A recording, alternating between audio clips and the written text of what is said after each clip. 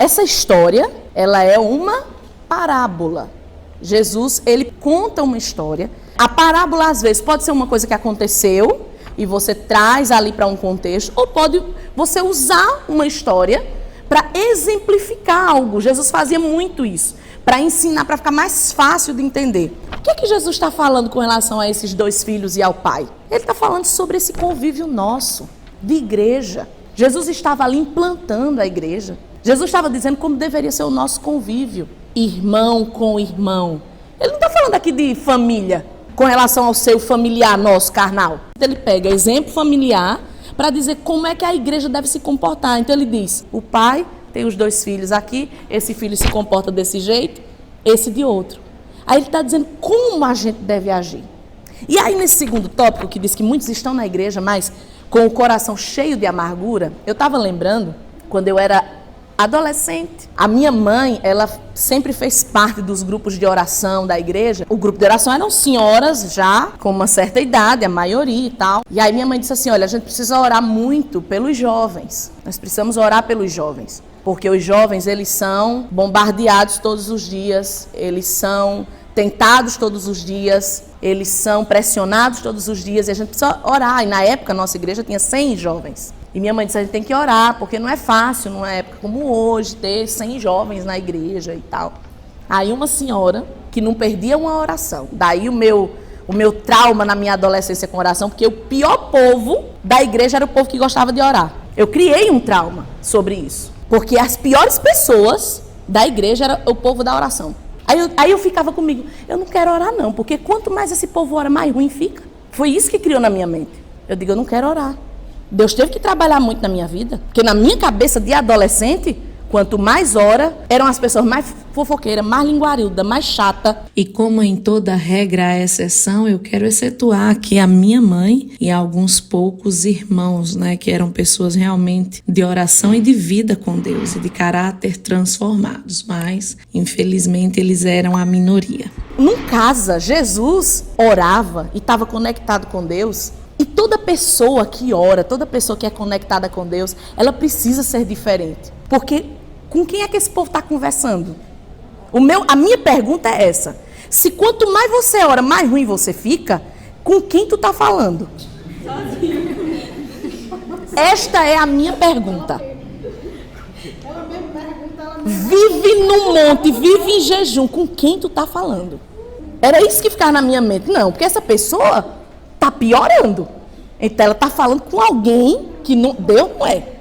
Porque se está falando com Deus, algo muda.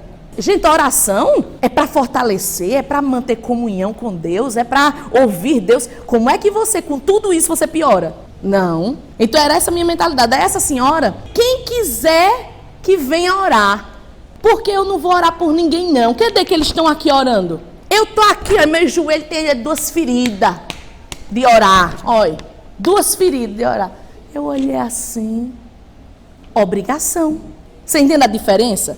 Então, um monte de gente religiosa ora, o joelho é cada botoca de calo, bem assim. Agora, com quem está falando, a gente não sabe.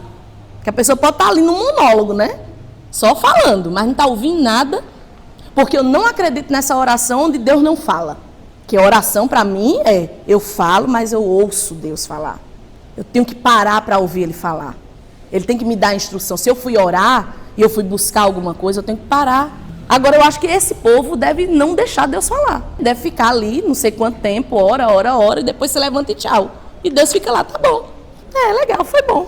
Né? Foi bom pra você?